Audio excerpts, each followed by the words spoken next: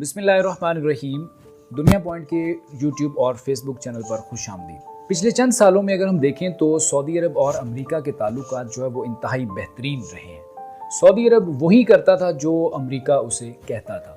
जब Donald Trump America के सदर बने तो ये ताल्लुकात जो है वो मज़ीद बेहतर हो गए। आपको याद होगा जब डोनाल्ड ट्रंप सऊदी अरब के दौरे पर आए थे तो किस तरह से सऊदी अरब ने उनको बेहतरीन किस्म का प्रोटोकॉल दिया और बेहतरीन किस्म के तहफ़ दिए गए उनको।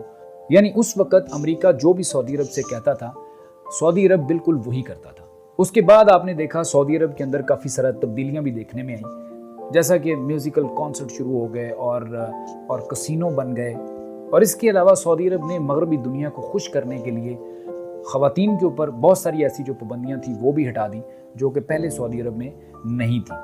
मगर जब जो बाइडन अमेरिका के सदर बने तो उसके बाद जो है वो हालात में थोड़ी सी तब्दीली देखने को मिली। जो बाइडन के सदर बनने के बाद सऊदी अरब के ऊपर ह्यूमन राइट्स की वायलेशन के हवाले से काफ़ी ज़्यादा तनकीद की जाती रही और यमन जंग के हवाले से भी ह्यूमन राइट्स की वायलेशन की तनकीद करते रहे। इसके अलावा आपको याद होगा जमाल खशोगी के कत्ल के हवाले से भी सऊदी अरब के ऊपर काफ़ी ज़्यादा अमेरिका ने तनकीद की और उसको ह्यूमन राइट्स की वायलेशन करार दिया था। तो उसके बाद सऊदी अरब और अमेरिका के दरमियान जो है वो तनाव बढ़ना शुरू हुआ। अब जो है वो तनाव इंतहाई शिद्दत इख्तियार कर चुका है। कुछ ही दिन पहले अमेरिकी सदर जो बाइडन ने सऊदी अरब का दौरा किया और मोहम्मद बिन सलमान को तेल की प्रोडक्शन को बढ़ाने के ऊपर जोर दिया, जिस पर मोहम्मद बिन सलमान ने साफ इनकार कर दिया और उन्होंने कहा कि हम तेल की प्रोडक्शन नहीं बढ़ाएंगे। तो उस पर जो है वो सदर जो बाइडन ने काफ़ी नाराज़गी का इजहार किया और फिर जो है वो जमाल खशोगी वाले कत्ल के जो मामलात थे उसको डिस्कस करने की कोशिश की गई। यानी कि उनको बताया गया कि आपने जो है वो ह्यूमन राइट्स की वायलेशन की या इस तरह से मामलात हैं। तो उस पर मोहम्मद बिन सलमान ने काफ़ी सख्त रवैया इख्तियार करते हुए सदर जो बाइडन को कहा कि आप हमें जो है वो ह्यूमन राइट्स मत सिखाएं।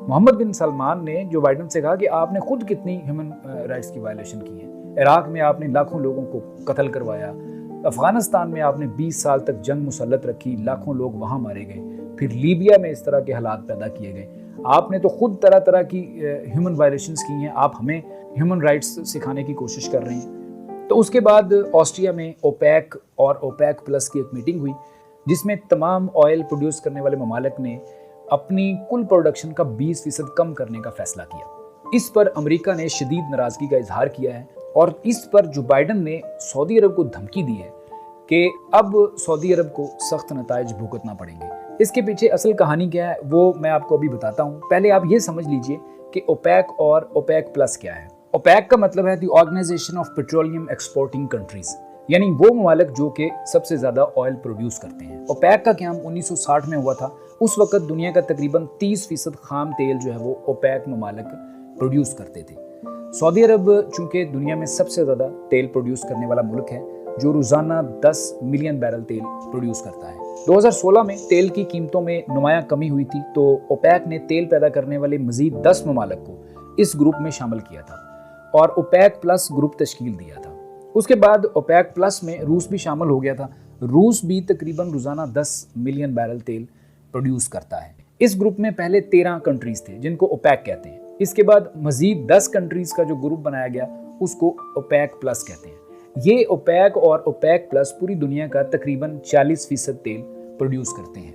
अब हम आते हैं कि सदर जो बाइडन ने सऊदी अरब को इतनी सख्त धमकी क्यों दी है। असल में अमेरिका जो है वो यूक्रेन जंग में रूस को किसी भी तरह नुकसान पहुंचाने की कोशिश कर रहा है। सदर जो बाइडन असल में तेल की प्रोडक्शन को बढ़ाने का इसलिए कह रहे हैं क्योंकि अगर तेल की प्रोडक्शन में इजाफा होता है फिर तेल की कीमतों में कमी वाक़ई हो जाएगी। क्योंकि रशिया जो है वो पहले ही 30% कम कीमत पे तेल दुनिया को सेल कर रहा है। तो इस तरह अगर दूसरे ममालिक के तेल ज़्यादा प्रोड्यूस करने से कीमतों में कमी होती तो इस तरह रशिया को मज़ीद नुकसान उठाना पड़ता। क्योंकि अमेरिका ये समझता है कि अगर तेल की प्रोडक्शन में कमी वाक़ई होती है तो कीमतें ज़्यादा होंगी और जिससे रशिया को फ़ायदा होगा और फिर वो यूक्रेन जंग में उस पैसे को इस्तेमाल करेगा। दूसरी तरफ अमेरिका में मिड टर्म इलेक्शन होने वाले हैं। अगर तेल की प्रोडक्शन में कमी वाक़ई होती है तो फिर मार्केट के अंदर तेल जो है वो कम होगा जिससे कीमतों में इजाफा हो जाएगा, जिस वजह से जो बाइडन को इस इलेक्शन में नुकसान उठाना पड़ सकता है। इसी वजह से अमेरिकी सदर जो बाइडन चाहते हैं कि तेल की पैदावार जो है वो ज्यादा हो